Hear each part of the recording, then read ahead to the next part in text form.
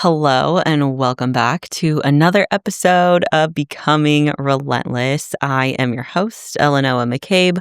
I'm an IFBB bikini pro and a health and fitness online health and fitness coach.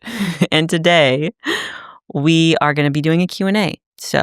I did ask on my Instagram before I came in for y'all to submit your questions. So I'm going to get those pulled up, but I should have prepared. Okay. Bear with me. So let's see. Question number 1. What can you do when progress stalls during a cut and you can't cut any more calories? So if progress is stalling in a cut and you can't cut your calories any lower, what I would do is look at your activity, look at your sleep, look at your cardio. Cardio is going to be a big one. So a lot of people think that they can just diet their way to a certain physique. I used to be the same way. And honestly, I still fall into that trap sometimes. But what I've come to realize is that if you want to lose weight effectively and sustainably, you have to have both pieces of the puzzle in place. So the activity, the expenditure, and the intake. So if you can't cut your calories anymore, then look at the other side of the equation. Look at your expenditure. And so you can look at your daily steps. So oftentimes we don't realize, but when you're cutting, when you're in a deficit, your non-exercise activity thermogenesis, or your NEAT, that starts to decline. So you won't fidget as much. I've talked about this in previous podcasts, but a big telltale sign that your diet is working, that the deficit is working, is you are too tired to be expressive. I talk with my hands, I always have, but in prep, you guys can go back in the podcast. When I'm in prep and I'm tired, I look like this on the podcast. I am not moving. The only thing moving is my mouth, because my body, biologically, is trying to save energy. So I would say if you can't cut your calories, you can't cut your food anymore, then you either need to start doing more walking, more steps. You need to do more cardio. You need to look at your sleep practices, because a lot of the time it's the low-hanging fruit. It's the behavior lifestyle things like chaotic schedule, mismanaged sleep, too high of stress that stalls your progress in a cut. So look at those things as well. Great question. Would you ever start your own coaching team? So here's my take on it. And this might be a controversial take, but I don't care. I have now been a part of 4 different teams. So my first coach in Colorado, he had a local team. Second coach, same thing, local team. Justin with TM, Megan with A team. The common denominator that I have noticed with all of these coaching teams is that they're not set up in a way where the assistant coach succeeds, unless the head coach is funneling clients to the assistant coach, right? So here's the thing. The teams that I worked for, the head coaches that I worked for, so this is unique to my experience, they thought that their brand and their reputation and the team name was going to be enough to continuously have applicants to the team. But what happened was they also expanded and grew and scaled their business too fast, or maybe weren't realistic about the numbers, because what happened was the assistant coaches came on, and then we were expected to not only post on social media every day, create content every day, go out and talk to people at gyms in person and try and headhunt them every day. But then there were no standard operating procedures. So there was no onboarding procedure. There was no standardized check-in form. Here are the things we need to ask. There was no standardized sales call. We had to do it all ourselves and figure it out all ourselves. And it was giving throw shit at the wall and see what sticks for all of us. And then sometimes we were told, well, why don't you just be like X, Y, and Z assistant coach who's getting all of these clients in? And that X, Y, and Z coach has 100K followers on Instagram, and the rest of us coaches all have 2,000. And it's not about the numbers either. And I hope that people don't mistake this for aggression. I'm just passionate about it. I don't want to start my own coaching team and have somebody else's livelihood depend on me. Um, like, I don't want that responsibility unless I am genuinely at that point with my team. So I will grow and scale as I need to, as appropriate. But for now, I can handle 25 to 30 athletes, which is where I'm at. Like, I can handle that and give quality coaching and be proud of the relationship that I have with each one of my athletes and the effort and the energy and the time and the attention that they all get. Now, if for some reason I want to grow, my coaching business starts taking off, I get like 10, 20, 30 applicants, people want to work with me, that's amazing. I am not going to bite off more than I can chew. I'm not going to take on more clients than I can handle. And then at that point, yes, I'd be like, okay, I can hire on an assistant coach and they will quite literally get every applicant. I'm not going to be the head coach that somebody applies with me and I'm like, ooh, I want to work with them. Sorry, you know? So I don't know if that answer makes sense. Would I ever start my own coaching team if the necessity was there? Because otherwise, I'm not looking to bring on an assistant coach and then not have them with a full roster. So I need to cultivate my own team and my own brand and pour into my own athletes before I can bring on a staff member or before I can have my own coaching team. Because I don't really believe in like I won't go there. We'll stop there. We'll stop there.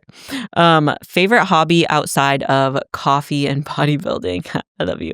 I do love coffee. I am switching over to matcha. Lately, been doing more matcha, trying to cut down on my caffeine. But outside of those things, I love reading. I love being outside in nature, whether that is walking, laying out by a pool, going hiking.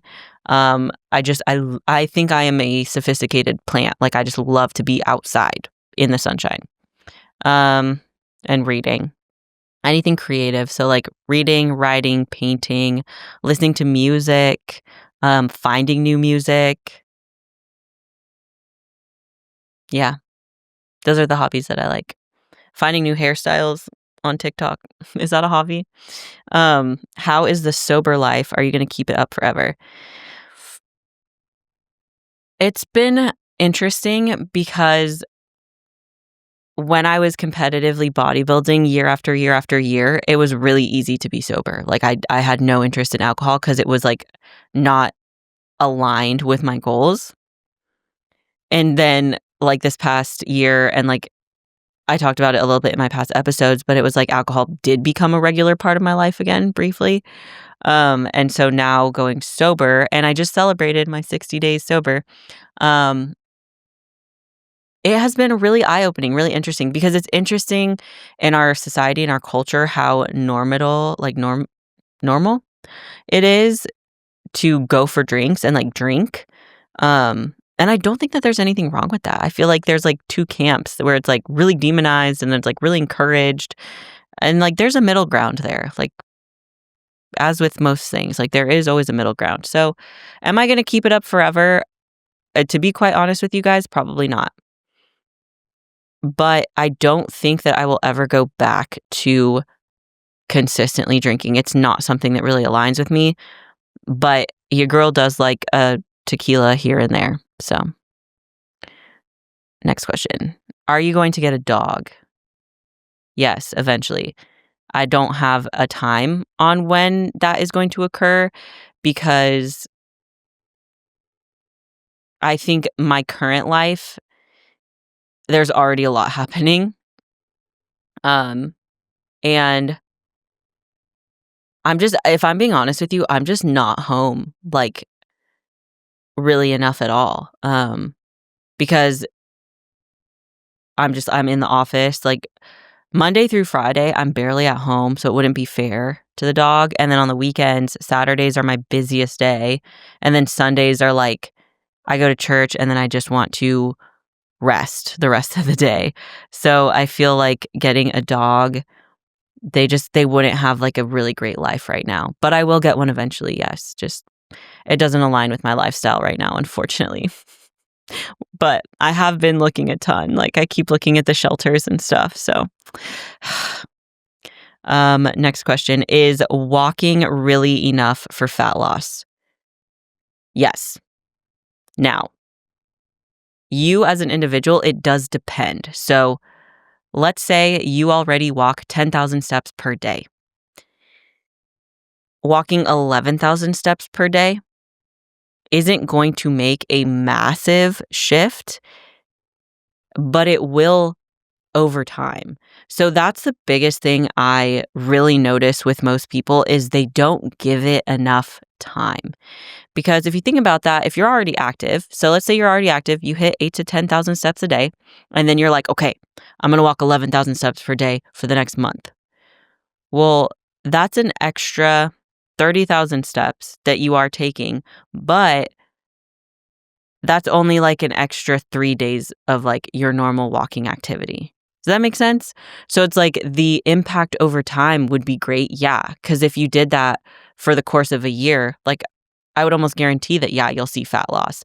But there are going to be other factors that come into play as well, like your nutrition, like your cardio, like your actual intentional cardio, whether that's like running, Stairmaster, elliptical, swimming, a dance class. Like there's just so many factors that go into it. But walking is one of the best ways to lose weight and one of the most accessible and easiest ways. So if that's all that you can commit to and that's all you want to do, then yeah, walking is enough for fat loss. There's just other like variables that'll come into play as well. What is the difference between a calorie deficit and metabolic damage? Oof, that's a good question. So a calorie deficit is you are intentionally eating less calories and giving your body less energy in order to lose weight, I would assume. A calorie deficit is you're not eating enough energy. So your body burns a certain amount of calories at rest. So your body is always using energy. So that would be like your basal metabolic rate. If you're in a deficit, you're eating under that. Now, a metabolic damage. The difference between a calorie deficit and metabolic damage. So metabolic damage is more so what we see in like chronic dieters. So people who have chronically undereaten for a long amount of time, their metabolism has downregulated.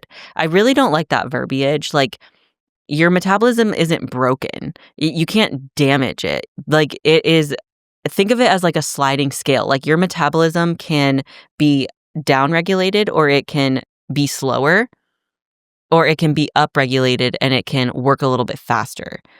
You have control over that. Like you can improve your metabolism, or as we see in like contest prep, like you can see your metabolism downregulate and try to conserve energy. But typically, what I see, the difference is going to be a calorie deficit is you're undereating food, you're undereating purposefully for a certain goal, for a certain amount of time, whereas metabolic damage is something that happens to your metabolism over the course of time.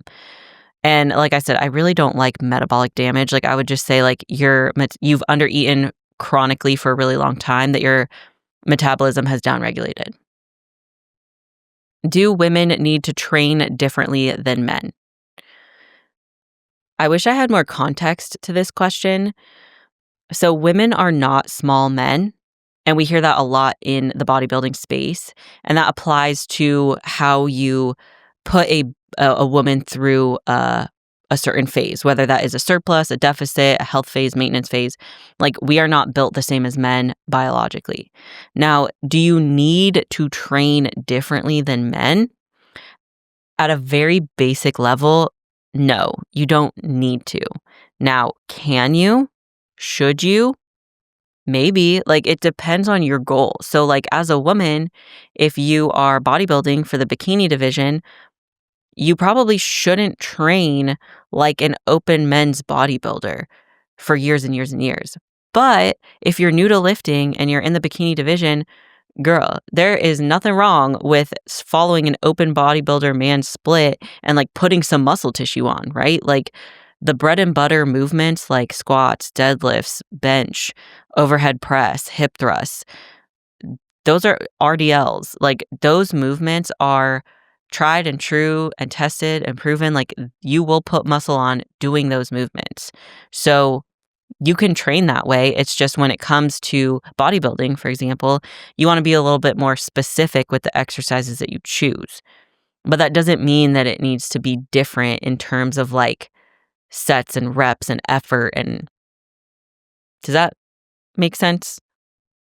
I need more context for that question. What's the best way to train during your menstrual cycle? It depends. I know, so I have some athletes who their luteal phase kicks their ass. Like, we go into their luteal phase and I'm like, yep, let's like pull back on training. We're going to do like a deload week. Like maybe take a day off from training. We're going to focus on recovery, go into a sauna, walking, stretching. And then I have some women who get stronger during their cycle, like their bleed hits and they like put up PRs. So to me, it's a mix of mentality and also genetics and also you as an individual. So the best way to train during your menstrual cycle is whatever feels best to you. I know for me, it doesn't matter where I'm at in my cycle. I go train the same because I love that training style. That's just me. Is reverse dieting necessary or outdated? Reverse dieting is necessary if you have been dieting for a long period of time, if you are trying to achieve certain physique goals, trying to achieve certain health goals, and you have been dieting.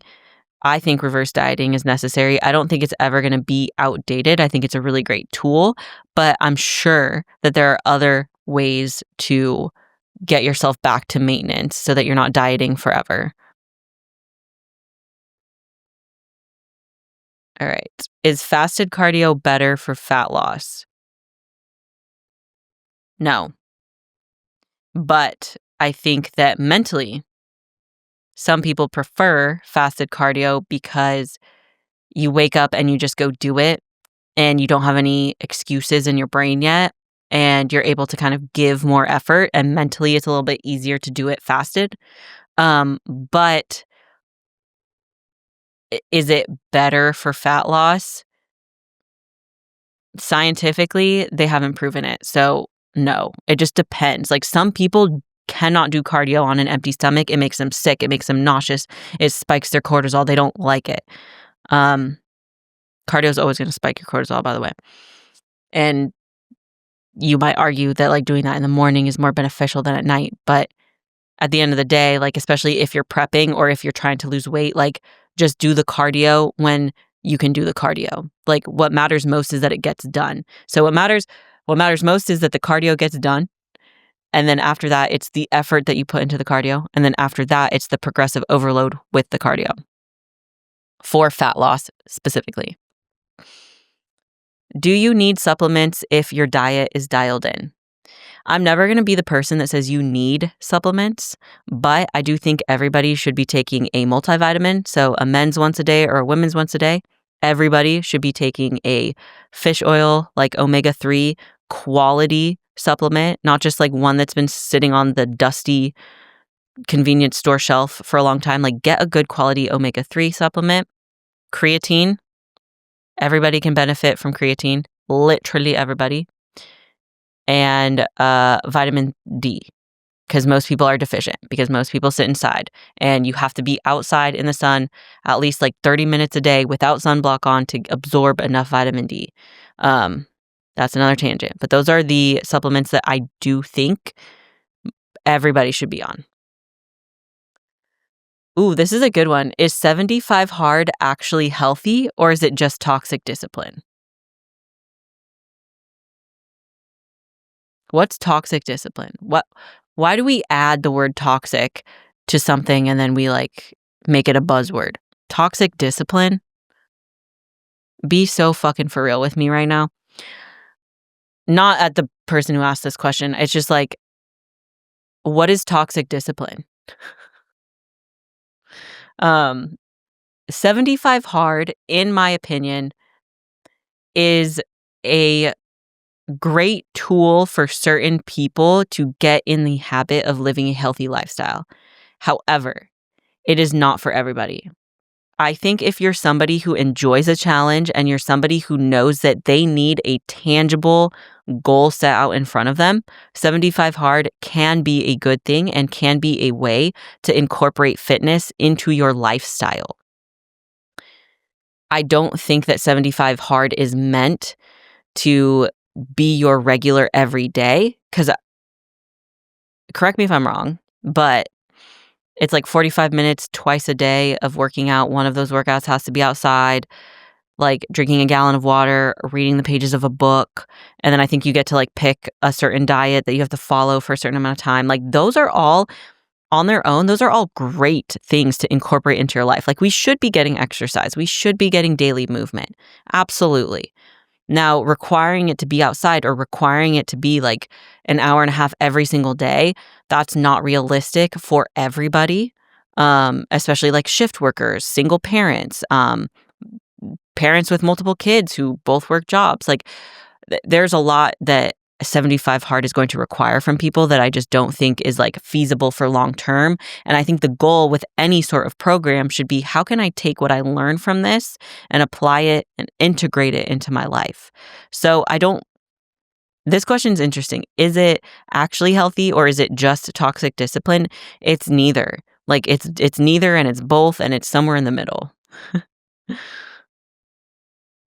Is cortisol the reason I'm not losing weight? Girl, again, not at you, but like cortisol became such a buzzword and such a buzz topic, and it kind of pisses me off because nobody can tell you that your cortisol is too high unless you get it tested. You have to get a blood test done. You can't just say, oh, my face is puffy because my cortisol's high. That's like that TikTok bullshit that pisses me off. You can't just assume that. It's kind of dangerous, actually, because if you think your cortisol is too high, if somebody on TikTok said, "Oh, girl, your face is puffy because your cortisol is too high," and then you're taking an adrenal support supplement, but your cortisol wasn't too high and your cortisol was normal, and now you're suppressing your cortisol, that's just as dangerous. That's not healthy. Cortisol exists for a reason, and it spikes in the morning naturally to wake you up. It spikes when you exercise. Are you going to tell me exercise is bad for you? Can you tell I'm passionate about this? You have to get your blood work done in order to see where your cortisol is at. Cortisol could be a potential reason why your body is resistant to losing weight, but more than likely, the cortisol being high is a symptom of a root issue, and that root issue is more than likely lifestyle. It's not going to be a magic supplement, a juice, a gel, or some shit that lowers your cortisol that changes your face. It's going to be looking at your lifestyle and your behaviors, your nutrition. Are you drinking water? How's your stress management? Are you sleeping? Do you exercise regularly? Those matter way more than a stupid cortisol fizzy drink that's going to change your face. I saw that on TikTok. It pissed me off. What is the deal with blood sugar balancing for body composition? Great question. I have my athletes and I also myself check my fasted blood glucose once per week, because if your body is not properly utilizing the nutrients that you're eating, then you're fighting an uphill battle. So when it comes to balancing your blood sugar, you want to have your blood sugar in a healthy spot, because what that tells me is that what we are doing isn't pushing you into a state of stress. It isn't messing with your nutrient partitioning. It'll tell me if you're insulin resistant or insulin sensitive. And those things do matter, especially if you're in bodybuilding or if you're trying to live a healthy lifestyle. You don't want to have your blood sugar elevated throughout the day or too low throughout the day. You want to have it at that nice normative range, because that means that your body is functioning optimally with the food that you're eating, the nutrients that it's breaking down, the carbohydrates that it's processing. Sorry, my brain is working faster than my mouth. Can you drink alcohol and still make gains?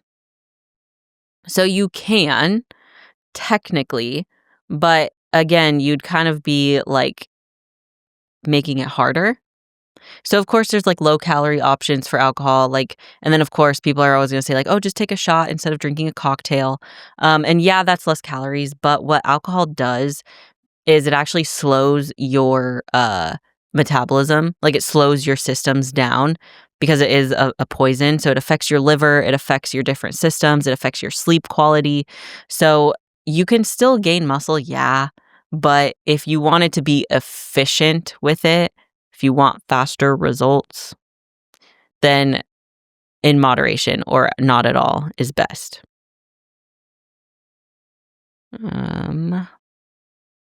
Why do I binge on the weekends even though I'm so good during the week? I don't know how to stop. This is a very like multifaceted question. So, are you strict during the week? Like, are you gripping the bat so tight during the week that during the weekend you feel like you have to overeat and overindulge because during the week you know that you don't have that opportunity? It comes down to being like too restrictive. So, first of all, it is much better to give yourself a treat in moderation throughout the week and have a consistent amount of calories being eaten all 7 days than diet, diet, diet, binge on the weekends, diet, diet, diet, binge on the weekends, because your average calorie intake overall is going to even out. You know what I mean? Like you're overeating yourself out of whatever deficit that you're in. So you're just spinning your own wheels. The other side of that is binging. It affects your body in a very negative way. So not only does it affect your stomach, your GI tract, your I mean everything really. Like now that I'm thinking about it, you probably feel inflamed, you probably feel like shit. You probably have a lot of guilt and shame that you're holding, and you're trying to restrict yourself so heavily during the week that during the weekends you lose control and you binge. Not only psychologically is that very damaging, I'm trying to say it's also very like physiologically damaging. So you're also really hurting yourself, your body, because you'll have inflammation, you'll have water retention, you'll have stretched your stomach, you'll have put a lot of stress onto your GI system. And more than likely, like I've never heard of somebody binging on fruit or binging on salad. Like more than likely, right, you're binging on foods that are heavily processed, that are high in fat, that are high in sugar, that taste good, are very palatable. So that is like, that's the other side of this coin, is that not only are you overloading your system, like quite literally, you're now also putting a lot of things into your body that take more than a week to process and get through and for your body to break down. So why you're doing this is it's more than likely because you are restricting yourself too heavily during the week. So my biggest advice to you would be actually sit down and write a plan for yourself for all 7 days. Don't treat the week and the weekends like different plans, different days. Monday should look the same as Saturday in terms of the diet that you're following, right? And that's not to say you can't treat yourself, but obviously if you're struggling with binging, like you don't need to treat yourself. You need to not be so restrictive. You need to give yourself permission to enjoy something during the week so that it's not like a special treat that you've hyped up in your mind that your body is so craving. It's like, oh, that's normal. Like I eat that during the week. It takes the power away from the food and puts it back on you as a choice that you're making. How do I stop obsessing over the scale? Throw it away. Just kidding. It depends. Where is that obsession coming from? And why have you tied so much into that number? Whatever the scale says has nothing to do with who you are as a person. How do you treat other people? How do you show up in the world? How do you talk to yourself? How do you treat yourself? How do you make other people feel? How do you perform at the gym? What do you do at work? Like, there's so much more to you as a person, as a human being, than whatever number is on that scale. If you're obsessing over the scale, you need to ask yourself why, so that you can figure out how you can stop. So for me, when I obsess over the scale, it's because I feel like I don't have control in other things in my life. So I'm trying to control the one thing that I can, which is my body. And one of the ways that I can do that is by measuring myself. And so what I've learned over the years is as soon as I start to pay a little bit more attention to the scale than is necessary and I feel an emotional reaction to whatever I'm seeing, I stop weighing myself because it's a slippery slope. The minute that you have an emotional reaction to what you see on the scale, your brain, your body, your subconscious is logging that as like, oh, we're happy about this, or oh, we're upset about this. And then you can't close that loop. Like your brain is going to constantly be like, well, I want to see this, I want to see this, I want to see this. So just stop. Stop weighing yourself. It doesn't matter. Who cares? Who cares what the scale says? Literally. Besides you. And why? Why do you care? Do you think people on the street wonder how much you weigh? You think that's ever a thought that crosses their mind? I know for me, I walk down the street, I'm not like, that guy looks like he's $180. Nobody does that. So why do you? Why do you do that to yourself? The weight is data. And if you don't need the data, if you're not in prep, if you're not in a phase of life where you need to know that number, then why does it matter? Journal about it.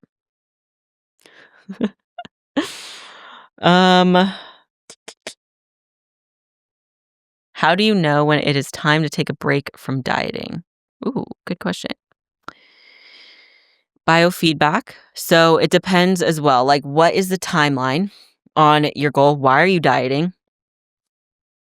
So if you're dieting for a specific event, like a show, there's a timeline. You're trying to do something, accomplish something. If you're just dieting for yourself, I love that. But you need to be aware of your biofeedback.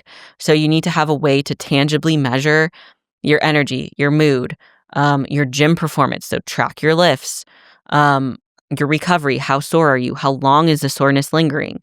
How's your sleep quality? Are you getting good sleep, or are you like constantly like tossing and turning? You don't get good quality sleep anymore. All of these things are what are going to it's what's going to point you in the right direction of like needing a diet break. So if you've been dieting for a long time and you feel run down, tired, moody, you're not sleeping well, you're not excited to go to the gym, you're not progressing in the gym, like weights or reps or anything like that, that's probably a sign. And also hunger signaling, like maybe you're really hungry and then your hunger disappears. Like that could be stress induced. It's also like food thoughts. So are you constantly waiting for your next meal, constantly thinking about food? Food's always on your mind. Might be time to like take a diet break. So there's a lot of different ways. But those are like the first ones that come to my mind on like how you know when it's time to take a little bit of a break. Ooh, this is a really good question.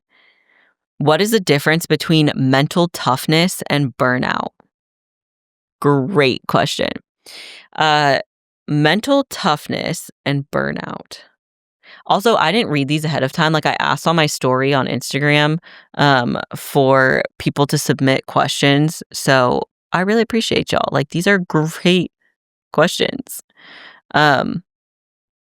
Okay, so in my opinion, this is my opinion. Burnout is when you have been trying to do it all and there is no outward like true measure of success because the goalposts keep getting moved. Mental toughness, like mental resilience and toughness and needing to keep going is when the goal has stayed the same. Like you are chasing that singular goal, the goalposts haven't moved, and you know that you need to overcome a certain obstacle or something in order to get to that goal.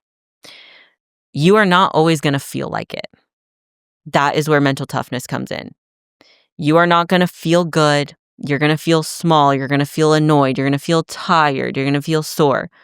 If that goal, the goalposts haven't moved, mental toughness. You need mental toughness. Resilience. Now, if the goalposts are constantly moving and you feel like you're on this hamster wheel and you know you're making progress, but you can't quite measure it, and you're feeling all of those things, fatigued, burned out, not excited, tired all the time, it probably is genuine burnout and you feel like giving up. It's because there's no tangible measure of it being done. You can't see the light at the end of the tunnel.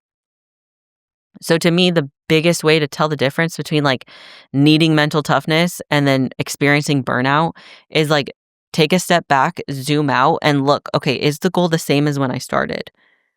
If yes, then okay, what have I been doing? What can I do to get myself closer to that goal without pushing myself over the edge and building some of that mental resilience? Now, if the goalposts have changed since you started and you're just like, fuck, like I just don't feel like I'm ever going to get there. And like everything I do doesn't feel good enough. And I'm tired, I'm fatigued, I'm truly burnt out. That's different. Like then, okay, it's not about, I need to push, push, push. I need to keep going and um, like what is I just had a massive brain fart. I thought of like David Goggins and then like everything just went out the window. Y- you know when it's burnout because you genuinely are more depressed and anxious and not excited for whatever it is that you're trying to achieve, like whatever it is you're pursuing. You feel those things more often than not. Whereas if you're pursuing a goal and you're wondering like, oh, am I burnt out or do I just need some mental toughness? It might be the mental toughness because the goalpost hasn't changed. So it's to me, it's like look at what you're trying to achieve, look at the outcome, and see, okay, cool. Like where am I in relation to that outcome? Has what I'm striving for changed? I think that's going to be like my biggest and best answer on how to determine that. Um, But like burnout very much feels like giving up. Like it just feels like no matter what you do, you're failing and it doesn't matter. You can't celebrate your wins. You're just so over it. There's no motivation. Um, and I've never quite felt that within the context of bodybuilding. Like I don't think I've ever really felt like, oh, I'm so depressed with it and I'm done with it. So like even when I do say like, oh, I was so burnt out on it, like I was, but that's because I had moved the goalpost on myself. And now that I've reoriented and realigned, it's just like, oh, yeah, I still love bodybuilding. It wasn't the bodybuilding, it was like the identity around it and everything else going on in my life. So I just need a little mental toughness. um, what is the best way to make fitness a lifestyle, not a phase? Okay, great question. You have to do it because you want to. Nobody can force you to do something that you don't want to do. You can listen to a million motivational podcasts every single day. You can listen to David Goggins, Tony Robbins, Mel, Jocko, Diary of a CEO, Chris Williamson, Sebum, Hormozes. You can listen to all of them. Jordan Peterson, the Stoics. There's a million YouTube videos out there that are motivational and you can listen to them all. But unless you yourself internally want to do that thing, fitness being that thing, you're not going to do it. So the best way to make it your lifestyle is to take action, even when you don't feel like it. So if you're trying to live a fit lifestyle and you don't just want fitness to be a phase, you need to slowly incorporate it into your life. You need to make it who you are. And I actually, you know what? Shout out to my client, Tyler Anderson. I don't know if he listens to these. I know Emily does though, so tell him that I shouted him out. He said the other day in his check-in, and I was so proud of him because to me, this is a mark of an athlete who truly is advanced. Like he has evolved because when he first started working with me, fitness was not a regular part of his lifestyle. I wanted to find what he said. I think I screenshotted it. I want to see if I can find it.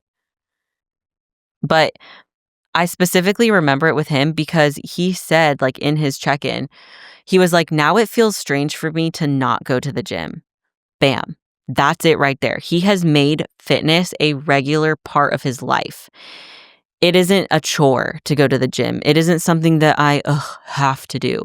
It is something that you get to do because it is part of who you are.